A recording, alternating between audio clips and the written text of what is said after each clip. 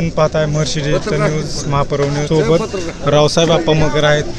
आप्पा कुस्तीच्या आखाड्यातनं डायरेक्ट निवडणुकीच्या आखाड्यात आता मुलगाच उभा राहिला माझा म्हणल्यावर निवडणुकीच्या आखाड्यात आलं पाहिजे. आमचं क्षेत्र कुस्ती आहे. आता निमगावातनं गणातनं माझा मुलगा दत्ताभाया मगर आणि कोण खुडसातनं आमचेच मित्र माजी सभापती मच्छिंद्र आबा ठवरे पाटील यांचे मंडळी हे उभा राहिल्यामुळं प्रचार करणं भागच आहे की आम्हाला. काय किती अवघड आहे निवडणुकीचा आखाडा आणि कुस्तीचा आखाडा? अवघड नाही, पण क्षेत्र वेगवेगळं असतं. कुस्तीच्या आखाड्यात काय कसंही बोललं जातं, काही केलं जातं. निवडणुकीच्या आखाड्यात कसं असतं, आवाची गाडी बावाची बैल बसलाय तुक्या आणि ताणतोय सख्या. गाडी मोडली, कुणाची मोडली? बायची मोडली, बैल मोडली, ते बावांची मोडली. तुक्याला आणि सख्याला काय, असं निवडणुकीत चालतं. मग आता निवडणुकीच्या आखाड्यात तुम्ही फिरताय, कसा आहे लोकांचा कसा कल दिसतोय? लोकांचा कल काय, आता दोन्ही उमेदवार मोहिते पाटलांचे उमेदवार आहेत. त्यामुळं काही लोक सुधारणावादी असते. ती सुधारणा कोणी केली, कशी केली, कुठून आली, त्या बाजूला काय जगतात. आता काय नवीन आहे ते गडी ते वेगळं. बाटलीचं आणि ताटलीचं राजकारण आजकाल झालं, तत्वाचं राजकारण झालं नाही. कुणीतरी एका रात्री एक बाटली दिली आणि कुठेतरी कोंबडीचं जेवण केलं का झालं, मग त्यालाच म्हणायचं बाटलीचं आणि ताटलीचं राजकारण. तत्व गेलं आता कुठंतरी.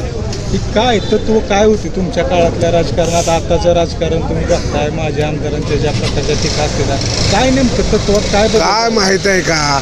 माणसं ते जागरूकता होते आहे. माझी परिस्थिती कशी आहे सदा त्याच्यात समाधान मानणारी माणसं होती. आता किती जरी दिलं तरी ते लोकाला म्हणजे परवडत नाही आणि पटत नाही. कारण का 5-10 4-2 5 रुपये 5-10 रुपये दिले घराला तुमच्या, ते किती दिवस पटणार आहे, पुरणार आहे तुम्हाला? तुमचं मत हे अनमोल आहे, कधीच वाया न जाणारं मत आहे. आणि आज काय ताटली बाटलीसारखं. दत्ताबायाबाबत सांगा की जरा, दत्ताबायांचं काय निवडणुकीच्या आखाड्यात तुम्ही? दत्ताबाया तरुणाच्या गळ्यातला ताईत.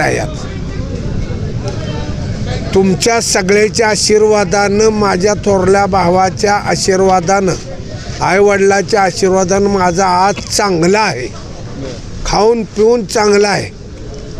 त्यामुळं दत्ताभाया तुम्हाला कुठं गाठ जरी पडला तर चहा प्या. चहा नाही पाजला तर निदान तोंडातनं शब्द गोड तरी बोलल थोडंसं, ह्याच्यातच तुम्ही त्याला भावूक होताय दत्ताभायाला. त्यामुळं दत्ताभायाला आज महाराष्ट्रातला तरुण वर्ग दत्ताभायाच्या पाठीमागा, महाराष्ट्रातला. निवडून येण्याची किती खात्री आहे मग आता? निवडून यायची काय, आता सगळ्या गावाला खात्री आहे. तुम्हाला खात्री आहे म्हणल्यावर आम्हाला असणारच आहे. तुम्ही सांगितलं पाहिजे आता वडील म्हणून, तुमचं त्यांच्यापेक्षा जास्त मोठं. 75% 100% विरोधकाला मतं पडणारच आहे की 10-5 काय इकडे तिकडे. पण दत्ताला 75% तो निवडून आला असं जाहीर पब्लिकमधनं होतं आहे. मग आम्ही असं करतो की समोर कुठला उमेदवार आहे, समोर कुठली माणसं आहे, ती त्याच्या पुढं काय बोलावं, कसं बोलावं, कुठल्या गोष्टीतनं पटवून द्यावं. नाही पटलं तर तुम्हाला माझ्या सर्वांच्या विचारांनी ते मिटवावे लागते. बरोबर. तुम्ही माझ्या आमदाराबद्दल काय बोलला नाही?